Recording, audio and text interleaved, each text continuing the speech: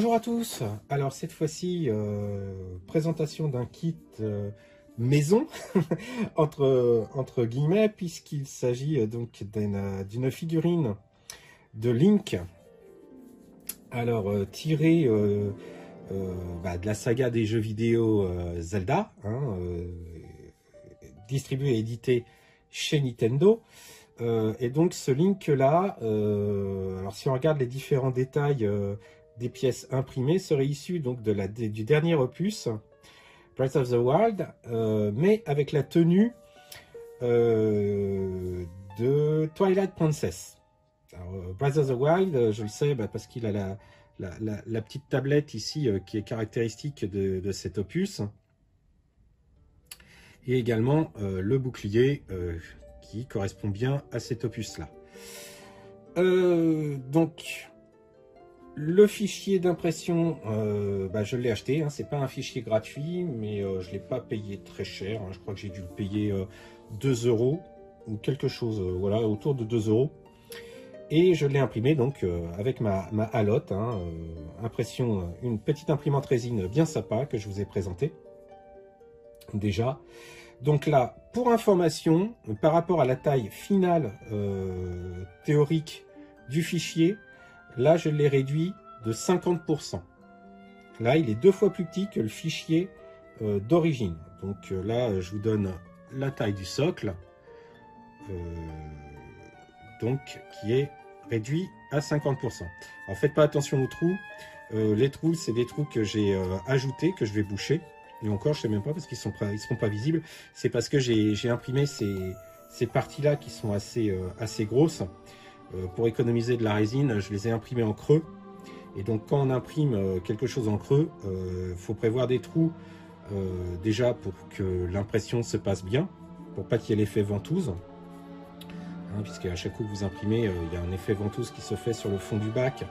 Et donc il y a risque que la pièce se décroche et reste au fond du bac, donc on fait des trous pour éviter pour atténuer cet effet ventouse, et également pour évacuer la résine qui n'aurait pas polymérisé et qui pourrait se retrouver piégée à l'intérieur de la pièce, parce que de la résine pas polymérisée bloquée à l'intérieur d'une pièce, au bout d'un moment ça grignote la pièce, et puis vous vous retrouvez avec votre objet détérioré. Et puis ça permet aussi lors du nettoyage de faire rentrer l'alcool à l'intérieur. Enfin bon, voilà, c'est pour ça qu'il y a plein de trous sur les grosses pièces. Donc les deux socles. Donc comme vous pouvez voir, réduit à 50%, mais ça reste une belle pièce. Et une belle pièce très détaillée, très détaillée. Là, je vous présentais le bouclier. Donc, comme vous pouvez le voir, alors j'espère que le focus va se faire correctement. Mais le bouclier, voilà, on a tous les petits détails. Là, la pièce, je l'ai juste dégrappée. Je ne l'ai pas poncée, je ne l'ai pas préparée du tout pour le moment. Elle sort d'impression, voilà. Elle a été imprimée, j'ai retiré les supports, je l'ai nettoyé, passé à la polymérisation, donc aux UV, mais je ne l'ai absolument pas travaillé actuellement, pas poncé. Voilà l'épée, pareil.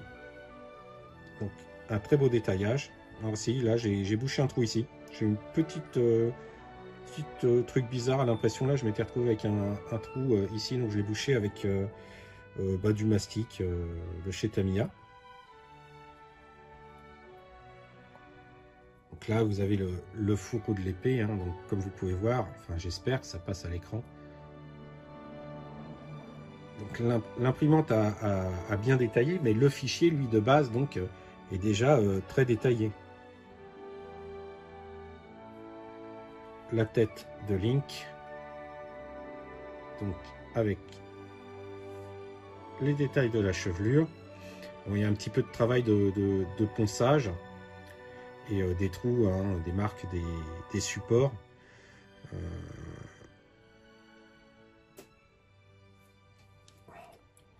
Et donc la tenue, donc de base, est très détaillée. Et surtout, le fichier a été découpé de manière relativement intelligente. Et surtout, j'ai aucune déformation à l'impression. C'est comme je vous disais, cet effet ventouse est un peu embêtant parce que en plus de décrocher les pièces, parfois, si on ne place pas des supports au bon endroit, on peut se retrouver avec des déformations. Par exemple, là, les manches auraient pu être déformées. Et d'ailleurs, il me semble que j'ai dû l'imprimer 2 fois cette pièce, parce que j'avais pas mis suffisamment de support sous le bras ici, et donc j'avais tout le bas de la manche qui ne s'était pas imprimé correctement. Et là, par contre, là, vous voyez, je prends la pièce, hein, la pièce du bras, je l'insère. Voilà. L'insertion est parfaite. Il n'y a pas de jeu. Pareil pour la tête. Hop. Là, alors ça bouge un petit peu parce que le téton ici est plus petit que le carré. Mais par contre, j'ai pas de jour, pas de jeu. J'ai quasiment pas avoir besoin de jointer. Hein, là, si je fais les jambes. Alors, hop, la jambe pliée, elle est de ce côté-là. La jambe tendue, elle est là. Alors, je vais tirer la tête pour pas que ça tombe. Mais là, vous voyez, il y a pour une impression 3D, hein, j'ai eu une précédente impression que je vous montrerai prochainement. Hein, j'ai fait également une statue de Chun-Li, hein, issue de Street Fighter 2. J'ai eu beaucoup plus de déformations et je vais avoir beaucoup plus de travail que sur celle-ci. Hein. Là, bon, là j'ai du jeu, mais c'est lié à la pièce qui bouge. Mais une fois collée et jointive, il n'y a pas plus de travail que sur une maquette classique. Alors après, ce qui peut poser problème, moi ça me gêne pas, essentiellement tant que ça se voit pas à l'œil nu, c'est les stries qui correspondent aux couches d'impression. Hein, peut-être je vais passer une couche d'après pour voir si ça atténue cet effet. Et donc là, comme vous voyez, ça fait quand même une belle figurine, assez détaillée. Hop. De même, le socle il est assez massif, hein, puisque vous avez donc un socle assez décoré, donc avec le petit symbole de la Triforce. Au-dessus, un support rocheux. Alors oui, comme je vous disais, hein, il peut y avoir quelques petites déformations quand même. Hein.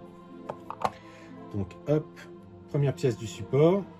Ensuite, si je ne me trompe pas, hop, on met la troisième pièce là. Et celle-ci, hop, il faut retrouver le bon sens. Hein, c'est la difficulté, elle est là, à moins que celle-ci soit pas dans le bon sens. Hop, voilà, c'est ça. Hop, et hop, voilà. Donc voilà, et il n'y a plus qu'à placer donc le link dessus. Alors je vais essayer de le faire en espérant qu'elle ne tombe pas. Hop.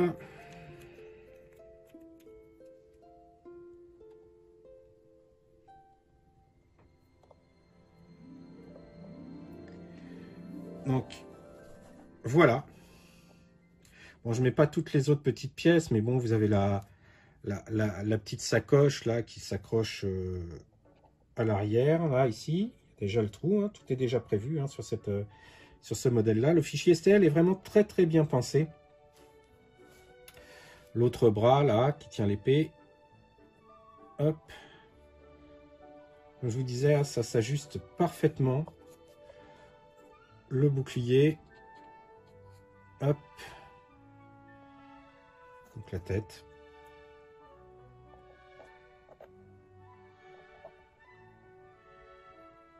Le fourreau qui va dans le dos. Qui doit aller dans ce sens-là, je crois. Voilà. Tac. Le petit élément encore qui va sur le côté. Voilà. Et l'épée.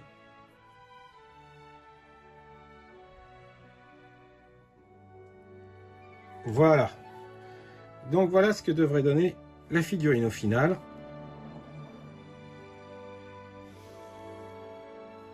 Voilà.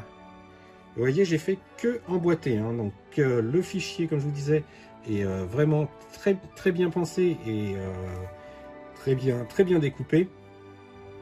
Et derrière, bon bah voilà, je me suis pas trop mal débrouillé pour l'impression. Donc maintenant, bah, il me reste plus qu'à poncer un petit peu certaines pièces, hein, peut-être travailler un peu à certains endroits pour combler les trous liés à la présence des supports. Et ça va être un bon travail de peinture pour cette pièce qui est une commande, enfin une commande, elle est destinée donc à finir dans la chambre de mon fils, hein, qui est un grand fan de la saga Zelda. Donc bah, je vais essayer de lui faire plaisir en faisant un bon résultat. Bah, dès que c'est terminé, je vous donne rendez-vous pour vous présenter le produit fini.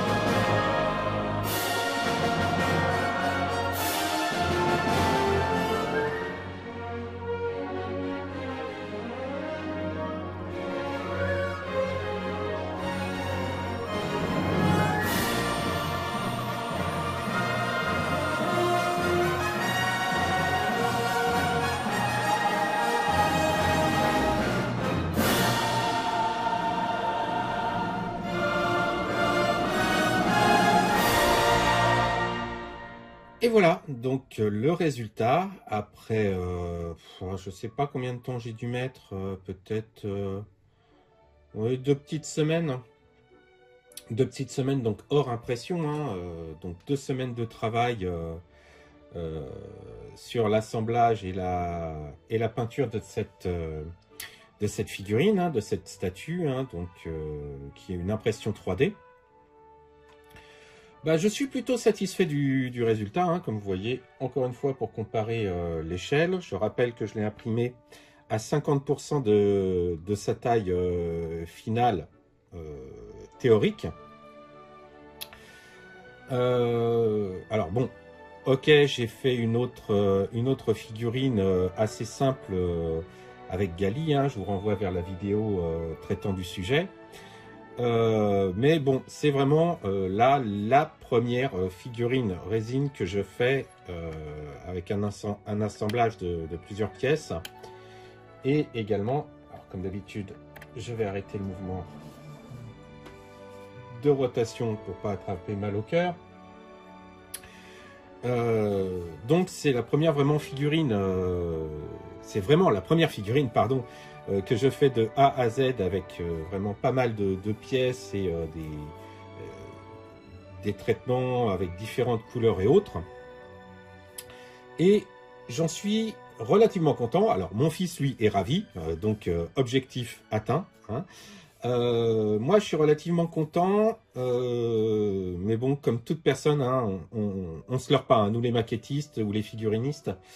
Ce que les gens disent, waouh, c'est super, c'est génial ce que tu fais, nous on voit toujours le détail ou le truc qu'on aurait aimé faire mieux. Et en ce qui concerne ce Link, bah, ce que j'aurais aimé réussir à mieux faire et que j'ai pas vraiment réussi, c'est tout ce qui est ombrage et éclaircissement de la tunique. Alors, il y en a, là sur l'écran, je ne sais pas si ça se voit, le pantalon est mieux réussi. Parce qu'en fait, j'ai tout fait à base de post-ombrage avec de la pastel sèche. Et malheureusement, ça n'a pas rendu ce que j'aurais aimé faire. Donc c'est encore assez timide comme effet. De même, dans la chevelure, j'aurais aimé faire des zones beaucoup plus foncées à l'intérieur des franges. Et j'ai pas réussi. Et quand j'ai voulu insister, mon fils je rappelle que c'est une commande de mon fils, hein, mon fils a dit non, non, non, ça me va très bien, laisse comme ça, insiste pas plus que ça, papa, moi c'est voilà, c'est comme ça que je la veux. Donc, voilà. L'autre difficulté que j'ai rencontrée, c'est que, comme je l'ai dit en introduction de cette vidéo, c'est que la tenue de ce link, alors j'ai, hop, voilà, donc la tenue de ce link correspond à la tenue de Twilight Princess. Avec cet élément qui est donc du dernier opus, mais la tenue par elle-même est Twilight Princess. Et le vert de la tunique de Link n'est jamais la même. Suivant les épisodes de Zelda, donc déjà ça c'est le premier point, c'est jamais le même vert. Et l'autre point en plus, c'est que suivant les images de référence que j'ai pu trouver, que ce soit les artbooks, les photos du jeu, ou même des dessins issus du jeu, ou encore même la figurine tirée du jeu, et c'est jamais le même vert. Donc j'ai opté pour ce mélange relativement sombre, ce qui n'a pas facilité le travail pour tout ce qui est de l'ombrage. De même, la cotte de maille n'est pas métal plutôt gris, mais plutôt un peu cuivré. Donc là, j'ai pris une peinture cuivrée que j'ai mélangée un peu avec une teinte acier. Et je l'ai ensuite mis un léger jus dessus. Pareil, il y a très peu de jus sur cette figurine parce que mon fils ne voulait pas qu'elle soit trop sale, si je puis dire. Donc il y a un très très léger jus dans les creux du bouclier ici. Alors je ne sais pas si ça se voit bien à l'écran. Et donc il y a un très léger jus dans les creux du bouclier ici, dans les doigts, hein, pour voir les phalanges, les différentes phalanges. Un très léger jus aussi sur les brassards, mais ça se voit quasiment pas. Et sur l'intérieur du bouclier pour ressortir les détails.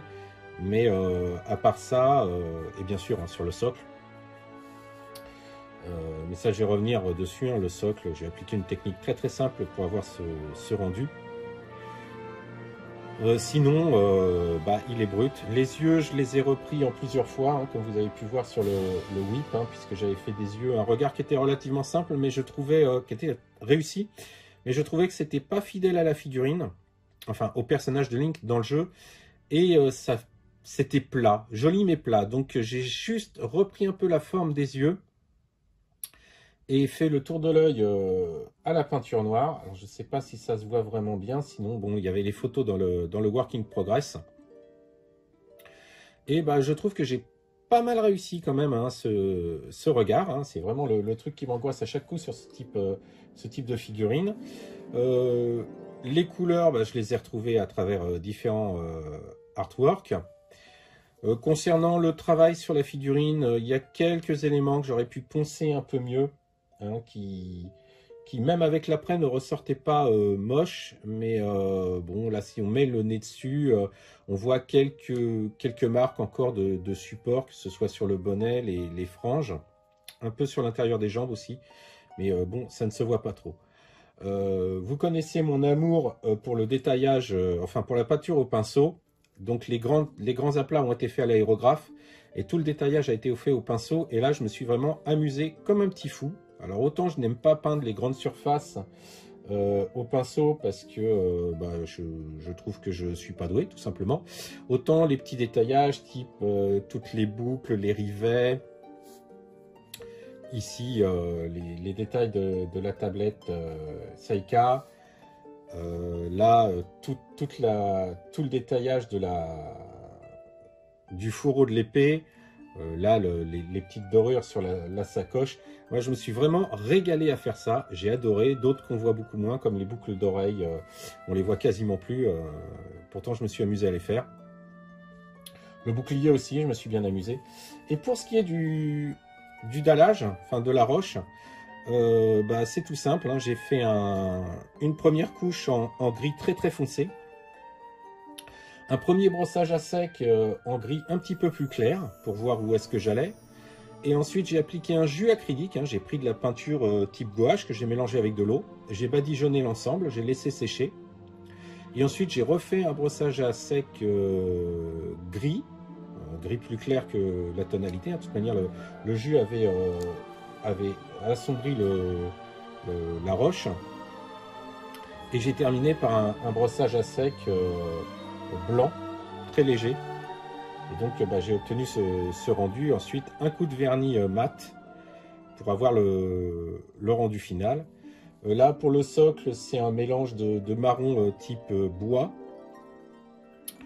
Une couleur un peu bois. Et j'ai constaté en fait que quand j'utilisais ce mélange et que je passais un coup de vernis sec dessus, ça faisait un peu... Alors là, ça le fait peut-être pas trop à l'écran, mais ça faisait un effet un peu poterie terre cuite qui a beaucoup plu à mon fils. Donc du coup, on a gardé cette optique-là avec juste les bords en doré et donc la Triforce un peu plus mise en avant